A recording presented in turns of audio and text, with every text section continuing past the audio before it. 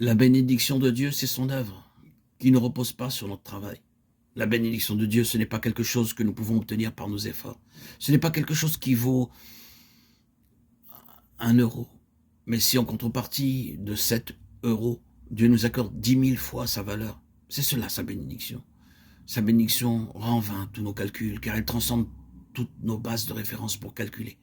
Lorsque 5 petits pains suffisent pour nourrir 5000 personnes, tout en laissant 12 paniers de reste, c'est cela la bénédiction de Dieu. Si nous comptons uniquement sur la bénédiction du Seigneur et non pas sur ce que nous sommes en nous-mêmes, nous verrons que le fruit dans l'œuvre ira bien au-delà de ce que nous pouvons concevoir. Sommes-nous pleins d'espoir en ce qui concerne l'avenir de l'œuvre, ou sommes-nous encombrés par nos calculs?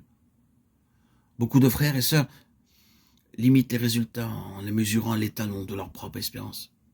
Mais la bénédiction du Seigneur nous introduit dans un domaine où tous les raisonnements sont mis de côté, car le succès dans l'œuvre n'est pas tributaire des capacités ou de la personnalité même de l'ouvrier. Dans le domaine naturel, nous raisonnons sur le principe de cause à effet, mais tous nos raisonnements sont inutiles dans le domaine de la bénédiction divine. Car dans ce domaine, Dieu en est la cause, et lui seul. Cessons donc de considérer nos propres ressources et de nous attendre à elles. Autrement, nous ne bénéficierons pas de sa grâce.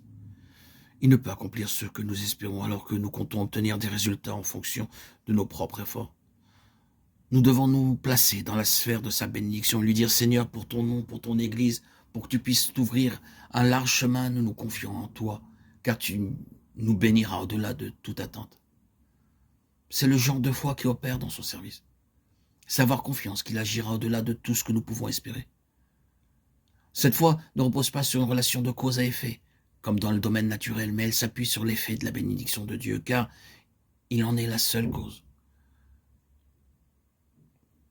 Si notre attente est en lui seul, je crois que nous verrons les effets de sa bénédiction dans toutes nos vies futures. Mais cependant, n'oublions pas que les flots de la bénédiction de Dieu peuvent être retenus à cause de nous. Quelques paroles de critique, une mauvaise attitude ou une opinion personnelle, et la bénédiction s'envole.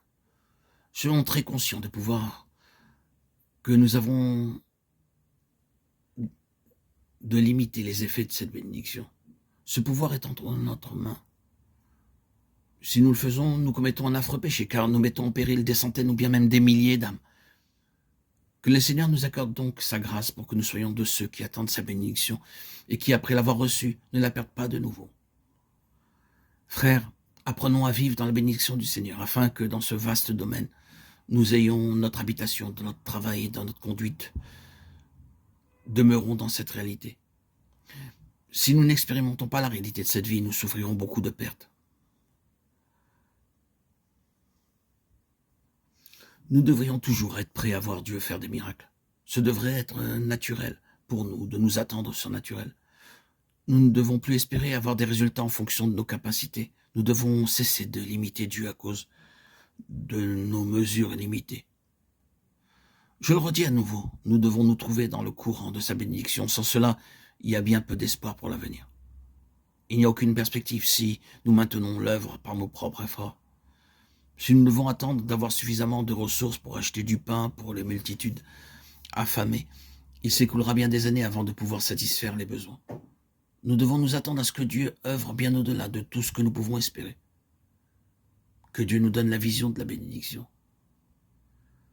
Être une personne dans laquelle la bénédiction de Dieu puisse demeurer a bien plus de valeur que d'être pourvu de dons et de puissance.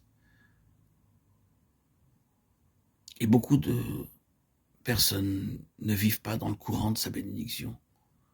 Vous pouvez avoir plus de capacités, plus de dons que votre frère, mais malgré tout cela, son impact spirituel surpasse le vôtre. Vous pouvez sous-estimer les autres et vous croire supérieur à eux.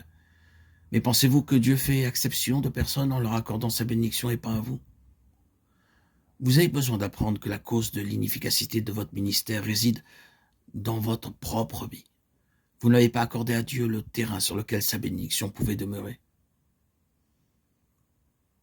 Ces considérations doivent nous permettre de faire cesser nos jalousies et notre irritabilité et nous conduire à nous juger sans ménagement. Vous pouvez démontrer que vous avez raison. Qu'est-ce que cela devant le fait que des âmes ne sont pas sauvées? Et si vous êtes reconnu meilleur que les autres, qu'est-ce que cela si l'Église n'est pas édifiée? Toute votre justice ne sert de rien.